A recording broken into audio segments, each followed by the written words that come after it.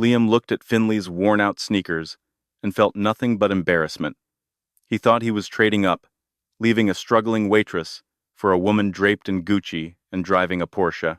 He told himself he was choosing a future of power and prestige.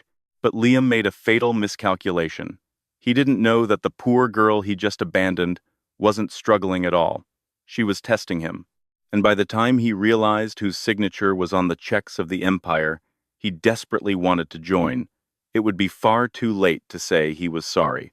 The rain in Seattle always felt personal, but tonight it felt like a judgment. Finley tightened the belt of her beige thrift store trench coat, the fabric thinning at the elbows. She sat in the corner booth of Bernie's Diner, a place where the vinyl seats were cracked and the coffee tasted like burnt hazelnuts. It was their place, or at least she thought it was. Across from her, Liam checked his watch for the third time in 5 minutes. It wasn't the cheap Casio she had bought him for their first anniversary. It was a gleaming Tag Heuer, a recent gift from a client he had been vague about. "You're not listening to me, Finley," Liam said, his voice dropping to that smooth, condescending register he used when he was explaining finance to her. "It's about trajectory. Where are we going? Where are you going?" Finley wrapped her hands around the warm mug. "We're going to the movies after this, aren't we? It's Friday." Liam sighed, a sharp exhale through his nose. He ran a hand through his perfectly gelled hair. He looked every bit the rising junior analyst at Sterling and Finch, sharp suit, sharper ambition, and eyes that were constantly scanning the room for someone more important. No movies. Not tonight. Not ever again, actually. The diner noise, clinking silverware, the sizzle of the grill seemed to vanish. "What are you saying?" "I'm breaking up with you." He said it with the same emotional detachment he used when ordering a sandwich. Is it because of the rent?" Finley stammered, playing the part she had perfected over the last 2 years. The struggling artist, the girl who counted coupons. "I know I'm short this month, but my shift at the library covers it next week." "It's not the rent, Finley. It's the mindset." Liam leaned in, his handsome face twisted in annoyance. "Look at you. You're content. You're happy with coupons and library shifts and this." He gestured vaguely at the diner. "I need a partner who elevates me. Someone who understands the world I'm trying to conquer. You're an anchor, Finley, and I'm trying to sail." Finley looked down at her hands. "No manicure, just short, clean nails. I supported you when you were an unpaid intern, Liam. I paid for your dry cleaning so you'd look good for your interviews. And I appreciate that," he said quickly, pulling out a sleek leather wallet. He extracted 3 crisp $100 bills and slid them across the sticky table. "Consider this a reimbursement for the dry cleaning and the time." Finley stared at the money. It was an insult so precise it felt like a physical slap. "You're paying me off? I'm settling debts. I don't like loose ends." Before she could answer, the bell above the diner door jingled. The atmosphere in the room shifted instantly. Heads turned. Walking into Bernie's was a woman who looked like she had taken a wrong turn on her way to a gala. She wore a cream-colored coat that probably cost more than the diner's annual revenue. Her hair was a cascading waterfall of blonde highlights, and her heels clicked with authority on the linoleum floor. It was Vanessa Kensington. Everyone in the city knew the name, or at least the last name. The Kensingtons owned half the real estate in downtown Seattle. Vanessa was the it girl of the socialite scene, known for her loud parties and even louder public breakups. Liam's posture straightened instantly. A smile, genuine and eager, broke across his face, a smile Finley hadn't seen in months. "She's here," Liam said, standing up. Finley looked from Liam to Vanessa, the pieces clicking together with sickening clarity.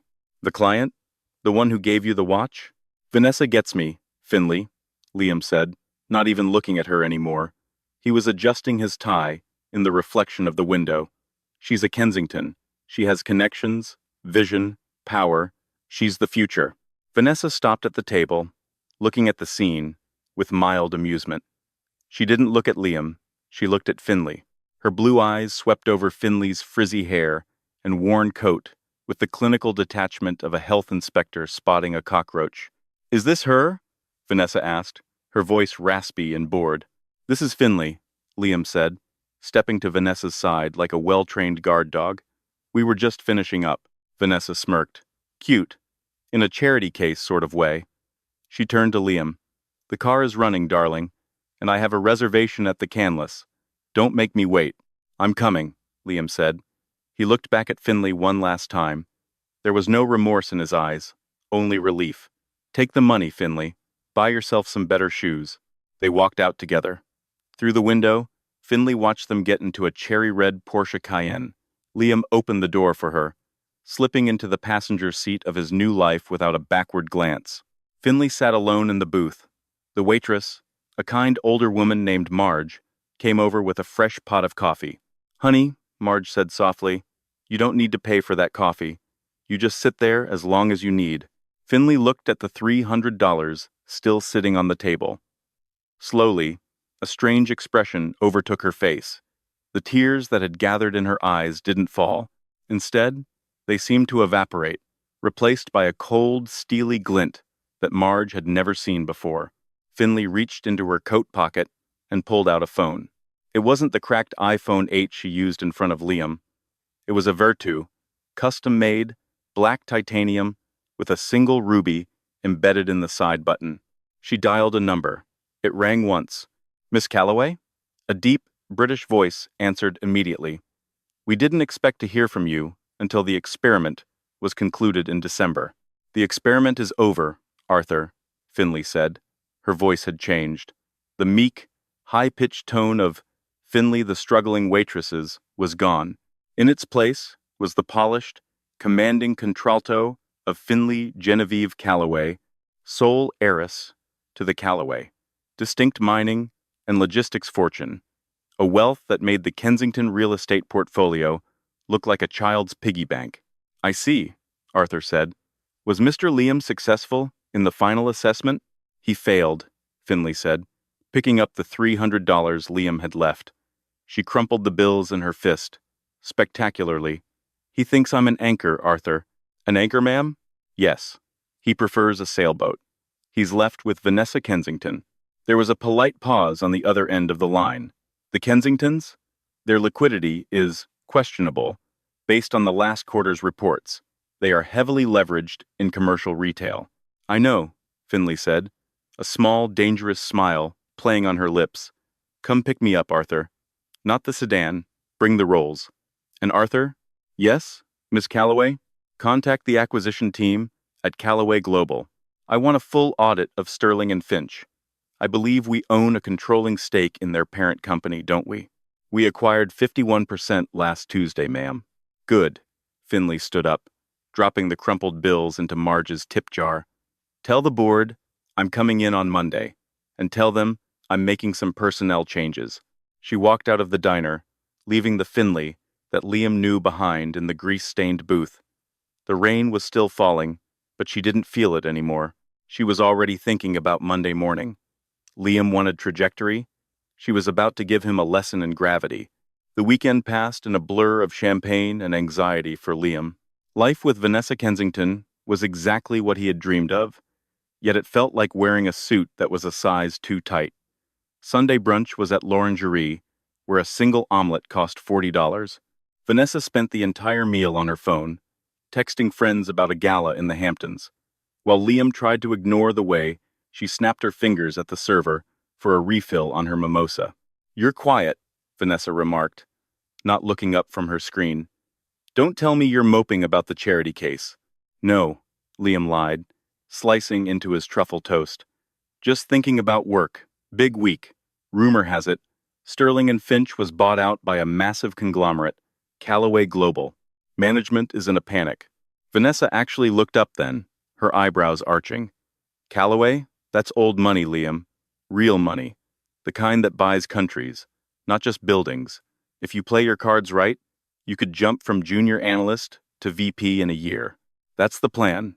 Liam smiled, the ambition warming his chest like whiskey. I just need to make a good impression on the transition team. Good, Vanessa said, returning to her phone. Because I don't date middle management. Monday morning at Sterling and Finch was chaos. The usual hum of the trading floor was replaced by a frantic energy. Ties were tightened, desks were cleared of personal clutter, and the smell of fear was stronger than the smell of coffee.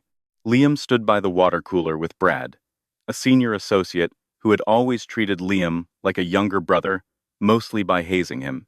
"You look sharp, kid," Brad said, eyeing Liam's new Italian suit. Charged to a credit card, Liam hoped to pay off with his next bonus. "Trying to impress the new overlords?" "Something like that," Liam smirked. "And I made some personal changes this weekend." "Drop the dead weight." Brad laughed. "Finally dumped the waitress? About time. You need a woman who fits the portfolio, if you know what I mean." "I'm with Vanessa Kensington now." Brad choked on his water. "The Kensington heir? You're joking. How did you pull that off?" Liam adjusted his cuffs, basking in the envy. "She sees potential. Unlike Finley. Finley just wanted me to be small. She actually came to the diner on Friday, begging me for rent money. It was pathetic." "Ouch," Brad grimaced. "Well, watch out. Crazy exes have a way of showing up." As if summoned by the irony of the universe, the elevator doors at the end of the hall dinged. But it wasn't the usual staff elevator. It was the private executive lift, the one reserved for the board of directors. The floor went silent. Mr. Sterling himself, the managing partner, who usually sat in his glass office like a deity, was standing by the elevator doors, sweating profusely. "Listen up," Sterling barked. "The representative from Callaway Global is here. I want absolute perfection. If a phone rings, you're fired. If you breathe too loud, you're fired." The doors slid open. Liam craned his neck, expecting an old man in a gray suit, maybe a team of lawyers. Instead, a woman stepped out. She was wearing a tailored white pantsuit that looked like it had been sculpted from marble. Her heels were sharp enough to kill a man. Her hair, no longer frizzy but blown out into sleek, dark waves, framed a face hidden behind oversized Celine sunglasses. She didn't walk, she glided. Two large men in black suits flanked her, carrying briefcases. Liam frowned. The height, the walk. It seemed vaguely familiar, but the aura of absolute dominance was alien. The woman stopped in the center of the bullpen. She took off her sunglasses. Liam's coffee cup slipped from his hand and shattered on the floor. The sound echoed like a gunshot in the silent room. It was Finley, but it wasn't his Finley. This wasn't the girl who hunted for 2-for-1 coupons at the grocery store. This woman's skin glowed with expensive treatments. Her posture was regal. Her eyes, usually warm and pleading, were cold, hard flint. "Finley?" Liam whispered, his voice cracking. Brad nudged him. "You know the Callaway rep? That's the waitress," Liam stammered, his brain misfiring. "What is she doing here? She must be stalking me." Panic seized him. If Vanessa found out his ex was crazy enough to sneak into his office building, he'd look weak. He had to handle this. He had to show strength. Before Mr. Sterling could speak, Liam stepped forward, breaking the line of employees. "Finley!" Liam barked, his voice filled with righteous indignation. "What the hell are you doing here?" The entire office gasped. Mr. Sterling looked like he was about to have a stroke. Finley turned slowly to face him. She didn't look surprised. She looked bored. "Excuse me?" she said, her voice smooth and dangerous. "You can't just follow me to work because I dumped you," Liam shouted, gaining confidence from the silence of the room. He walked toward her, gesturing wildly. "I know you're hurting, and I know you need money, but this is a place of business. You're embarrassing yourself. Security." He looked around for the guards, but the two men in black suits flanking Finley stepped forward, blocking his path. They were built like tanks. "Liam, stop!" Mr. Sterling shrieked, running over. "What are you doing?" "I'm handling a security breach, sir," Liam said, puffing out his chest. "This is my ex-girlfriend. She's a waitress. She's mentally unstable and obviously couldn't handle the breakup. I'll escort her out." Liam reached out to grab Finley's arm. "Don't touch me," Finley said. She didn't shout. She didn't need to. The command had the weight of a falling anvil. Liam froze, his hand hovering in the air. Finley looked at him, then turned to Mr. Sterling. "Robert," she said, addressing the CEO by his first name. Is this the level of competence I can expect from your staff? Junior analysts assaulting the majority shareholder? Liam blinked. Shareholder? Finley, stop acting. You can barely afford your rent. Finley finally looked at Liam directly. A cruel smile touched her lips. Rent? She laughed. A dry, humorless sound. Liam, I own the building. She snapped her fingers. One of the bodyguards opened a briefcase and handed her a thick file. My name, she announced to the room, her voice carrying to every stunned corner of the floor, is Finley Genevieve Calloway. My family owns Calloway Global, which means, as of last Tuesday, I own Sterling and Finch. She took a step closer to Liam, who was now trembling. The color had drained from his face so completely he looked like a corpse. And you, she whispered, loud enough for Brad and the others to hear, are the man who left me $300 for my trouble. Do you have any idea how insulted I was? Not by the money, Liam, but by the fact that you thought my worth could be calculated at all. I didn't know, Liam squeaked. Finley, babe, it was a joke, a test. I was testing you. Were you? Finley raised an eyebrow. Funny, because for the last 2 years, I was testing you. I wanted to know if you loved me or if you just loved the idea of success. I think we both know the answer. She turned back to Mr. Sterling. Robert, I want a full audit of the junior analyst division. Start with Mr. Liam's accounts. I have a feeling his expense reports are as fabricated as his personality. Right away, Miss Calloway, Sterling said, bowing his head. Liam, get to your desk. Now. Actually, Finley interjected. No, I don't want him at a desk. She looked Liam up and down, inspecting his new Italian suit with the same disdain Vanessa had shown her trench coat. We're short-staffed in the mailroom, aren't we, Robert? I believe the position pays. Minimum wage? Sterling nodded vigorously. Whatever you say, Miss Calloway. Finley smiled at Liam. You wanted to be part of the empire, Liam. You wanted to start from the bottom and work your way up? Here's your chance. Report to the basement. You can start by sorting my fan mail. You can't do this, Liam whispered, humiliated tears pricking his eyes as Brad and the other colleagues openly stared. I can, Finley said, turning her back on him. And Liam, if you're late, I'm docking your pay. I know you have expensive tastes to maintain now. She walked toward the CEO's office, the sea of employees parting for her like the Red Sea. Liam stood alone in the center of the bullpen, the new suit suddenly feeling like a clown costume, but the nightmare was only beginning. Because Finley wasn't just going to fire him, she was going to break him, and she hadn't even started on Vanessa yet. The basement of Sterling and Finch did not smell like power. It smelled of toner dust, stale cleaning supplies, and shattered dreams. For 3 days, Liam had been relegated to level B2. His Italian suit was now covered in gray dust from hauling archive boxes. His hands, once manicured for shaking hands with CEOs, were covered in paper cuts. Courier, a voice barked from the loading dock. Liam flinched. It was barely 10 a.m. My name is Liam, he muttered, grabbing a stack of inter-office envelopes. I don't care if your name is the King of England, the mailroom supervisor.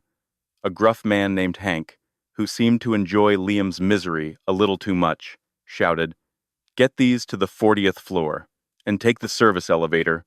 Miss Calloway doesn't want unauthorized personnel in the glass lifts. The 40th floor. That was where he used to work. Liam pushed the heavy mail cart into the service elevator, staring at his reflection in the scuffed metal doors. He looked exhausted. Dark circles rimmed his eyes. He hadn't slept because he was living a double life that was becoming impossible to sustain. He hadn't told Vanessa. Every night, he went home to her penthouse, which he was slowly realizing was strangely empty of personal staff for a billionaire, showered off the basement smell, and put on a fresh suit before she saw him. He told her he was working on a deep-dive due diligence project, a top-secret merger that required him to work in a secure facility without windows or cell service. Vanessa, too self-absorbed to question why a junior analyst was given such clearance, just nodded and asked if it came with a raise. The elevator dinged at the 40th floor. Liam kept his head down, praying for invisibility. He dropped envelopes at the reception desk, hoping to sprint back to the safety of the elevator. Liam, is that you? He froze. It was Brad. Brad was leaning against the break room door, holding a latte, grinning like a shark. Wow, Brad said, walking over and inspecting the mail cart. Top secret project, huh? Sorting the CEO's junk mail? That's some high-level clearance. Shut up, Brad, Liam hissed, checking over his shoulder. Does she know I'm up here? Miss Calloway? Brad laughed. She's in a board meeting dismantling the Asian market strategy. She doesn't have time for mailroom boys. But hey, she did leave a memo for everyone. Brad handed Liam a glossy, heavy cardstock invitation. It was cream-colored with gold leaf lettering. The Calloway Foundation, Annual Gala, Saturday night. The Grand Ballroom, Hotel Monteleone. Mandatory attendance for all Sterling and Finch employees. It's the event of the season, Brad said, tapping the card. Usually, junior staff isn't invited. But Miss Calloway, made a special exception this year. She wants the whole family there. Plus ones are encouraged. Liam stared at the card. A gala. Vanessa had been talking about the Calloway Gala all week. She had been complaining that her invitation must have been lost in the mail because the Kensingtons were always on the VIP list. I can't go, Liam said, panic rising in his throat. If I go with Vanessa, and she sees me, if she finds out I'm not a VP, if you don't go, Brad whispered, leaning in, you're fired. Explicit instructions. Absences will be treated as resignations. Liam felt the walls closing in. If he went, Finley would humiliate him. If he didn't go, he'd lose the job and the meager paycheck he needed to keep up the charade with Vanessa. That night, the situation got worse. Liam sat in Vanessa's living room, nursing a scotch he couldn't afford. Vanessa stormed in, throwing her designer bag onto the couch. It's insulting, she shrieked. Daddy called. The Kensingtons didn't get a VIP table this year. They put us in Zone B. Can you imagine? Zone B is for doctors and lawyers, Liam, not dynasties. She turned to him, her eyes blazing. But you, she pointed a manicured finger at him. You work for them, now. You're on the transition team. You can get us in, right? You can get us the head table? Liam swallowed hard. Vanessa, I don't think I have that kind of pull yet. The project is strictly confidential. Oh, stop it, Vanessa snapped. You said you were important. If you can't even get your girlfriend a decent seat at a company party, what good are you? She walked over to the window, looking out at the city lights. Her voice dropped, losing its anger and replaced by a strange, desperate tremor. I need to be at that head table, Liam. People are talking. Rumors about my father's liquidity problems. If I show up in Zone B, they'll think it's true. I need to be seen with the Calloways. I need Finley Calloway to publicly acknowledge us. Liam watched her, a sudden, chilling realization washing over him. Vanessa wasn't just a snob. She was drowning, just like him. She's counting on me, Liam thought. She thinks I'm her lifeline. I'll handle it, Liam lied. The words tasted like ash. I'll talk to management. We'll go, and we'll look like royalty. Vanessa turned back, her smile returning, bright and terrifying. I knew I picked the right one. Wear your tuxedo, darling. The black velvet one. We need to look like we own the place. Liam nodded, his stomach twisting into knots. He would go to the gala. He would walk into the lion's den with a woman who was only using him, to face a woman he had discarded, who now held his life in her hands. He looked at the invitation again. The gold letters seemed to shimmer, spelling out his doom. The grand ballroom of the Hotel Monteleone was dripping in excess. Chandeliers the size of small cars hung from the ceiling, casting a warm, golden glow over the hundreds of guests. A string quartet played softly in the corner, competing with the hum of gossip and the clinking of crystal champagne flutes. Liam adjusted his bow tie for the 10th time. He felt like he was walking to the gallows. Beside him, Vanessa was a vision of aggressive wealth. She wore a dress made of emerald silk that plunged dangerously low in the back, adorned with diamonds that Liam strongly suspected were rented. She gripped his arm, not with affection, but with a tension that bruised. "Head high, Liam," she hissed through a frozen smile. "Don't look at the floor. We belong here." They moved through the crowd. Liam scanned the room, terrified of seeing her. Every brunette woman in a gown made his heart stop. "Look," Vanessa whispered, nodding toward the center of the room. "There's the circle, the mayor, the senator, and is that her?" The crowd parted. Standing on a raised platform near the orchestra was Finley. If she had looked intimidating in the office, she looked otherworldly now. She wore a gown of midnight blue velvet that shimmered like the night sky. Around her neck sat the Callaway star, a sapphire necklace rumored to be worth more than the hotel they were standing in. She was laughing at something the mayor said, her head thrown back, radiating an easy, natural power that Vanessa had never possessed. "She's stunning," Liam whispered, involuntarily. Vanessa dug her nails into his arm. "She's just lucky. Come on, we're going to say hello." "Vanessa, no," Liam panicked, planting his feet. "We can't just walk up to her. There's protocol." "Screw protocol. I need a photo with her." Vanessa dragged him forward. Liam felt the sweat trickling down his back. This was it. The end. As they approached the circle, Finley's eyes flicked toward them. She didn't look surprised. She smiled, a sharp, predatory smile that didn't reach her eyes. "Ah," Finley said, her voice cutting through the chatter. "If it isn't the happy couple." The mayor and the senator turned to look. Vanessa beamed, stepping forward and extending a hand. "Miss Callaway," Vanessa purred, using her best socialite voice. "I'm Vanessa Kensington. We met briefly. Well, under different circumstances. I wanted to formally welcome you to Seattle's inner circle. And this is my partner, Liam. He's one of your top strategists at Sterling and Finch." Silence fell over the group. Liam wanted the floor to open up and swallow him whole. He couldn't look Finley in the eye. He stared at her sapphire necklace, praying for a sudden earthquake. Finley didn't shake Vanessa's hand. She just looked at it, then looked at Liam. "Strategist?" Finley repeated, tasting the word. "Is that what he told you?" Vanessa's smile faltered slightly. "Well, yes. He's running the due diligence on the merger. Top clearance." Finley laughed. It was a soft, musical sound that sent shivers down Liam's spine. "Liam," she said gently, stepping closer to him, "you have such a vivid imagination." She turned to the mayor. "Mr. Mayor, allow me to introduce Liam. He is indeed an employee of mine. He is currently the junior assistant to the mailroom supervisor." A ripple of quiet gasps went through the circle. The senator coughed into his drink. Vanessa went rigid. She dropped Liam's arm as if he were radioactive. "What?" "Mailroom," Finley clarified, her eyes locking onto Vanessa's. "Level B, 2. He sorts the letters, and frankly, he's not very good at it yet.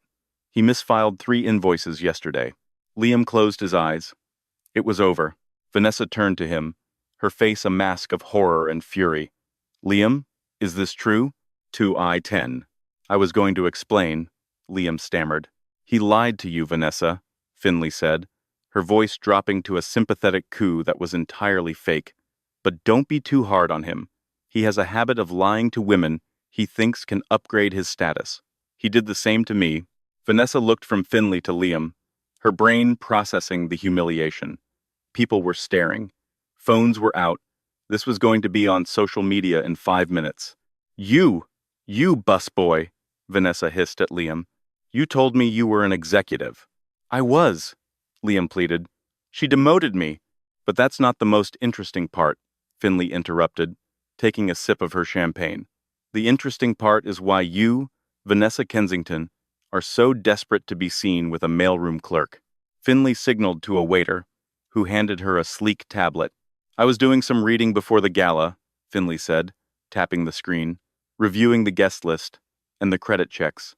She turned the tablet so Vanessa could see it. "The Kensington estate is underwater, isn't it?" Finley asked, her voice loud enough for the immediate circle to hear. "Leveraged at 400%. Your father hasn't paid the mortgage on the downtown tower in 4 months. In fact, the bank was about to seize your assets next week." Vanessa went pale. Her arrogance evaporated, replaced by the terrified look of a trapped animal. That's, that's private financial information. It was private, Finley corrected, until this afternoon. You see, the bank that holds your family's debt? Callaway Global bought it at 4 p.m. today. Finley took a step closer to Vanessa, lowering her voice to a whisper that carried like a scream. I own your debt, Vanessa. I own your father's building. I own the lease on that penthouse you're staying in. And I definitely own the loan on that Porsche you drove here. Vanessa trembled. Tears of sheer panic welled in her eyes. Please, Vanessa whispered. Don't do this here. Why not? Finley asked innocently. Liam broke up with me in a diner to save face. I thought we were doing public humiliations now? Isn't that the game? Finley looked at the two of them, the broken mailroom boy in the velvet tuxedo, and the bankrupt socialite in the rented diamonds. You two are perfect for each other, Finley declared. Both fakes. Both trying to climb a ladder that I built. Liam, you wanted a rich woman? Well, Vanessa needs a rich man. It seems you both made a terrible investment. Finley turned back to the crowd, her face lighting up with a genuine, charismatic smile. Enjoy the party, everyone. And please, do try the crab cakes. They're exquisite. She turned and walked away, the velvet of her dress trailing behind her like regal robes. Liam and Vanessa were left standing in the center of the ballroom, isolated in a spotlight of shame. The circle of elites had already turned their backs, the conversation resuming, as if the two imposters didn't exist. You're broke? Liam whispered to Vanessa, betrayal coloring his voice. You sort mail? Vanessa shot back, venom in her tone. I can't believe I left her for you, Liam muttered, watching Finley dance with a handsome European diplomat across the room. And I can't believe I wasted a dress rental on you, Vanessa spat, but Finley wasn't done. The humiliation was just the appetizer. The real lesson was about to begin, because in the world of Finley Callaway, you didn't just defeat your enemies, you made them work for you. Monday morning arrived with a bleak inevitability. Liam walked into the mailroom, his tuxedo returned to the rental shop, his pride left somewhere on the floor of the Hotel Monteleone. He expected to be fired. He expected a security guard to escort him out. Instead, he found a new ID badge waiting for him. Liam J., assistant to the Director of Sanitation Services. Hank, the mailroom supervisor, looked at him with pity. She moved you again, kid. You're not sorting mail anymore. You're overseeing the cleaning crews. Night shift. Night shift? Liam slumped against the wall. But Vanessa dumped me. I have nowhere to stay. I was crashing on her couch until she kicked me out yesterday. Well, Hank shrugged, handing him a mop. At least you can sleep in the break room during the day, rent-free. Liam's life had become a cyclical hell. By night, he supervised the cleaning of the offices where he used to work. He watched as his former colleagues, Brad included, left late, laughing and ordering Uber Blacks, while he pushed a cart of cleaning supplies. By day, he slept on a cot in the basement, dreaming of the diner, dreaming of Finley in her beige trench coat. He realized now that the coat wasn't a sign of poverty. It was a sign of indifference. She didn't care about clothes because she owned the world. 2 weeks later, the final blow landed. Liam was buffing the marble floors of the main lobby at 3 a.m. when the elevator dinged. Finley walked out. She was wearing a simple gray tracksuit, her hair in a messy bun, holding a tablet. She looked tired but focused. She stopped when she saw him. Missed a spot, she said, pointing to a scuff mark near the fountain. Liam turned off the buffer. The silence of the empty lobby was heavy. Why are you doing this, Finley? He asked, his voice hoarse. Just fire me. Let me go. I haven't fired you because you haven't quit, Finley said, walking over to the fountain and sitting on the edge. And you haven't quit because you have nowhere else to go. No other firm in the city will hire you. I made sure of that. Your reputation is radioactive. So this is it? Slavery? It's education, Liam. She looked at him, her eyes not angry but analytical. You wanted to be a leader. You wanted to run a company. But you don't know the first thing about what a company is. She gestured to the empty building. You thought business was about suits and dinners and knowing the right people. You thought it was about Vanessa Kensington. But look around you. Who keeps this building running? The cleaners, the mailroom, the people you never looked at, the people you stepped over. Liam looked at his hands, calloused and gray from the cleaning fluid. I see them now, he whispered. Good, Finley said. She stood up. Because tomorrow, you're getting a promotion. Liam looked up, hope flickering in his chest. Back to analyst? No, Finley smiled. You're going to be the personal assistant to the new project manager for the Kensington acquisition. Kensington acquisition? Liam frowned. We finalized the seizure of the Kensington assets this morning, returning their downtown tower into affordable housing and a community center. It's a massive project. And who is the project manager? The doors opened. A woman walked in. She wore a sensible business suit, holding a clipboard. She looked humble, but efficient. It was Vanessa. But it wasn't the Vanessa of before. No makeup, no jewelry. She looked exhausted, humbled, and terrified. Vanessa? Liam gasped. Hi, Liam, she said quietly. She looked at Finley. Miss Calloway, thank you for the opportunity. I won't let you down. I need this job. My father, he's in a bad way. Finley nodded. You start at 8 a.m. Liam reports to you. You answer to me. If either of you tries to leverage your position, or steal, or lie, you're both out on the street. And I know you both know how cold it is out there now. Finley walked toward the door. Work together, or don't. It's up to you. But this is the only ladder left. The next 6 months were the hardest of Liam's life. Working under Vanessa was a special kind of torture at first. She was bitter, exacting, and terrified of failure. She made him fetch coffee, redo spreadsheets, and personally inspect construction sites in the rain. But something shifted around month 3. They were in the trailer at the construction site of the former Kensington Tower. It was pouring rain. The roof was leaking. We're going to miss the deadline for the plumbing inspection, Vanessa said, head in her hands. Finley, Miss Calloway is going to kill me. Liam looked at the blueprints. He remembered something from his time in the basement. A loophole in the city's scheduling he had heard the maintenance guys talking about. We can file for an emergency variance, Liam said. It costs an extra $50, but it gets the inspector here within 24 hours. I know the form number. Vanessa looked at him. For the first time, she didn't look at him like a servant or a trophy. She looked at him like a partner. Do it, she said. They worked until midnight. They ate cold pizza on the floor of the trailer. They didn't talk about galas or Porsches. They talked about copper piping and zoning laws. Slowly, the dynamic changed. They stopped performing for an invisible audience. They started working. Liam learned that Vanessa actually had a sharp mind for logistics. She had just never been allowed to use it because her father only wanted her to be a decoration. Vanessa learned that Liam, stripped of his arrogance, was diligent and creative. They weren't in love. That fantasy had died long ago, but they were becoming something else. A team, a survival unit. One evening in November, Finley called them into her office. It was the first time Liam had been on the top floor since the incident. The view was spectacular. The city lights twinkled below. Finley sat behind her massive oak desk. She didn't look up as they entered. The Kensington Community Center opened yesterday, she said, flipping through a report. Under budget. Ahead of schedule. Full occupancy. We worked hard, Vanessa said, her voice steady. I know, Finley said. She finally looked up. You two have done adequate work.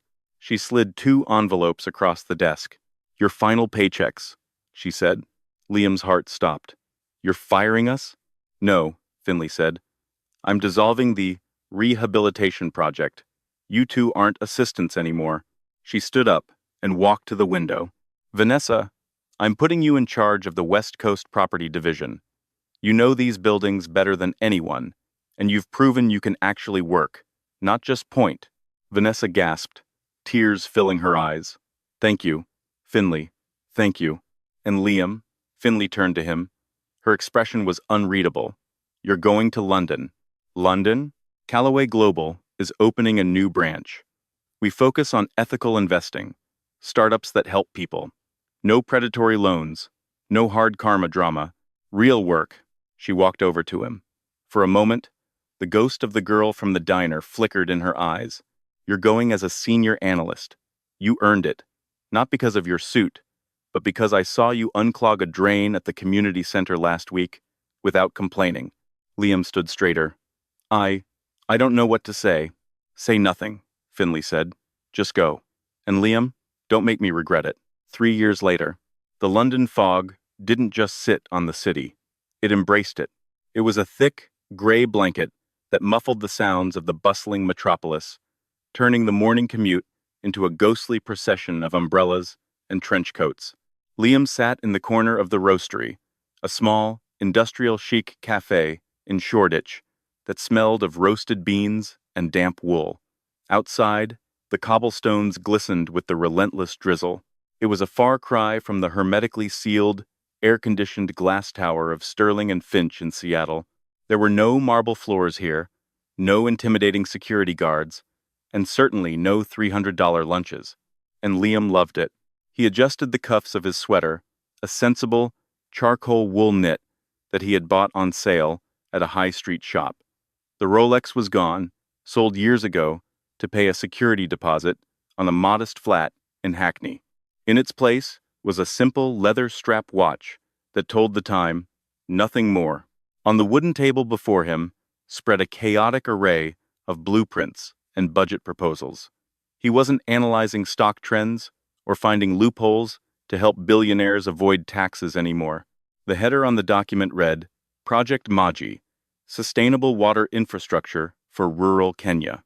He took a sip of his black coffee. It was hot, bitter, and grounded him in reality. He picked up his pen, circling a line item regarding filtration units. Too expensive, he muttered to himself. If we switch to local sourcing for the gravel, we can save 12%. The cafe door chime jingled, a bright sound that cut through the low hum of conversation. A gust of cold air swept through the room.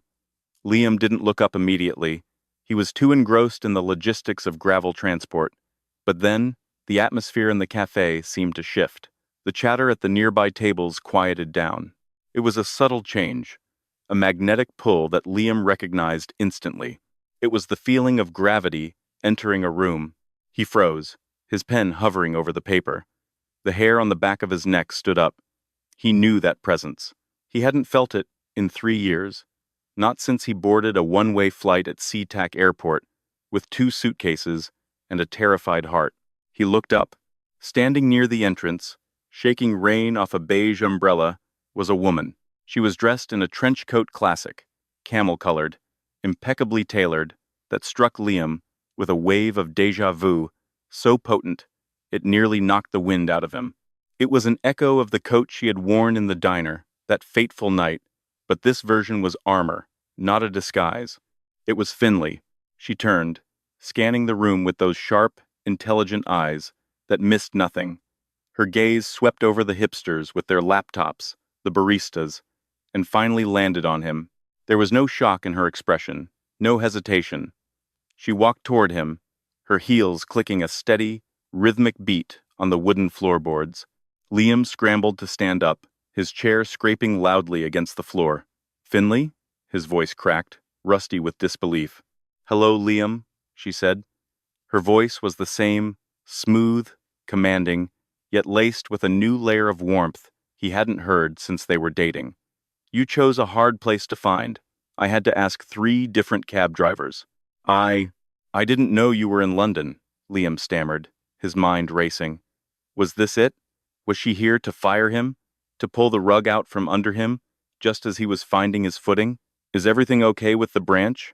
The Kenya numbers are solid. I was just adjusting the...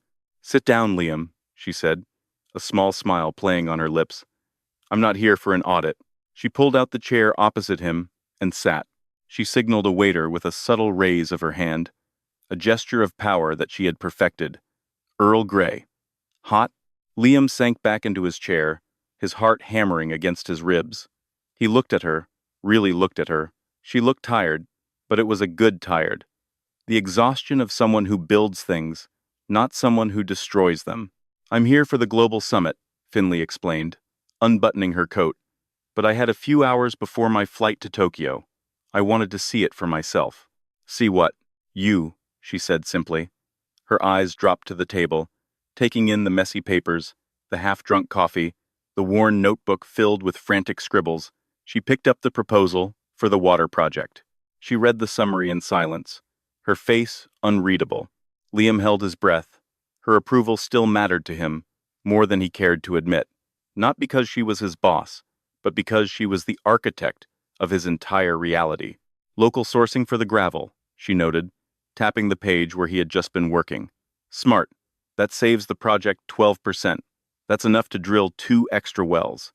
That's what I was thinking, Liam exhaled, relief washing over him. Finley placed the paper down and leaned back, studying him. You look different. You're not wearing gel. And that sweater, it actually fits you. I stopped trying to look like the person I wanted to be, Liam said quietly, and started trying to be the person I am. And who is that? A guy who works hard, Liam said. A guy who knows the names of the cleaning staff in this building. A guy who is happy. Finley nodded slowly. The waiter placed her tea on the table. She took a sip, the steam curling around her face. I saw Vanessa last week, Finley said suddenly. Liam flinched. The name still carried a phantom sting, though it had faded significantly. How is she? Is she still running the West Coast division? She is, Finley said. She's terrifying, actually. She negotiates with contractors like a shark. She paid off her father's debt entirely last month. Every cent. That's amazing, Liam said, and to his surprise, he meant it.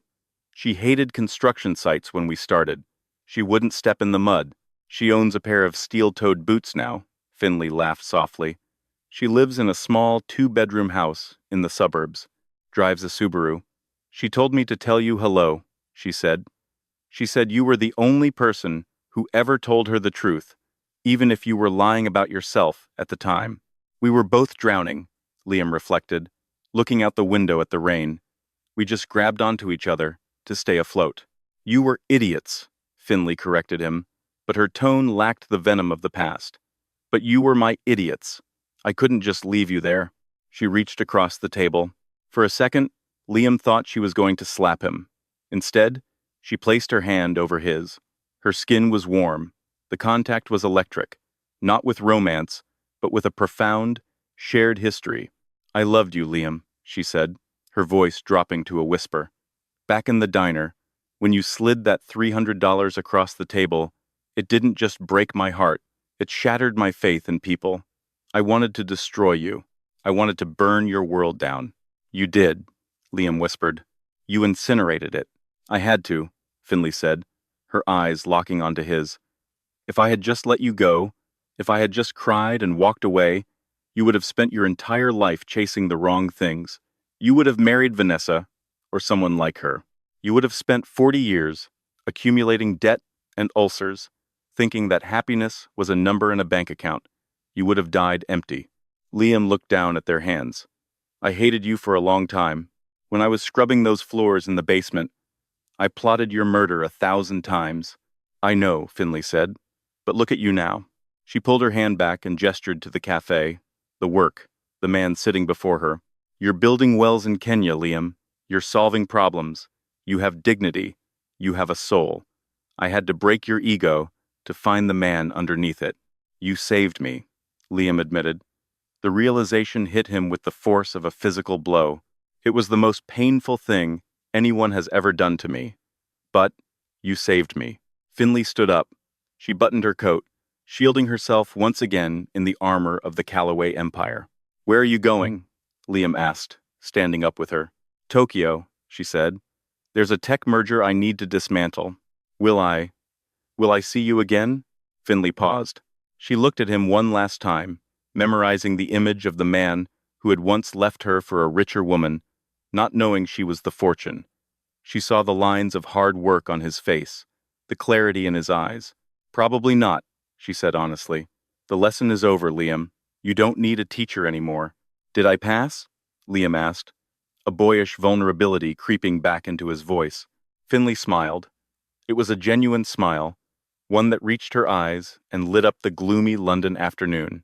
You're drinking black coffee in a shop that doesn't serve champagne, Worrying about gravel prices to save lives, she said. Yes, Liam, you passed. She turned and walked out of the cafe. Liam watched her go. He watched the beige trench coat disappear into the swirl of the London fog, swallowed by the city. He didn't run after her. He didn't feel the desperate need to possess her or to prove himself to her. A strange peace settled over him. He sat back down. He picked up his pen. The coffee was cold now, but he drank it anyway. He looked at the blueprint for the water filtration system. There was work to do, real work. And for the first time in his life, Liam realized he was exactly where he was meant to be. He had lost the girl, lost the suit, and lost the status. But as he circled the budget item again, he smiled. He had found something far more valuable. He had found himself. And that is how Liam learned the hardest lesson of his life.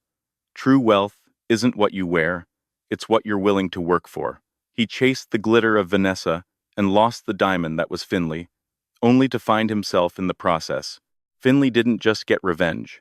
She gave him a future, proving that sometimes hitting rock bottom is the only way to build a solid foundation. What would you have done if you were Finley? Would you have given Liam a second chance? Or left him in the mailroom forever? Let me know in the comments below. If you enjoyed this story of karma, redemption, and high-stakes drama, please smash that like button and subscribe to the channel. Turn on notifications so you never miss a story. We post new dramas every week. Thanks for watching, and see you in the next video.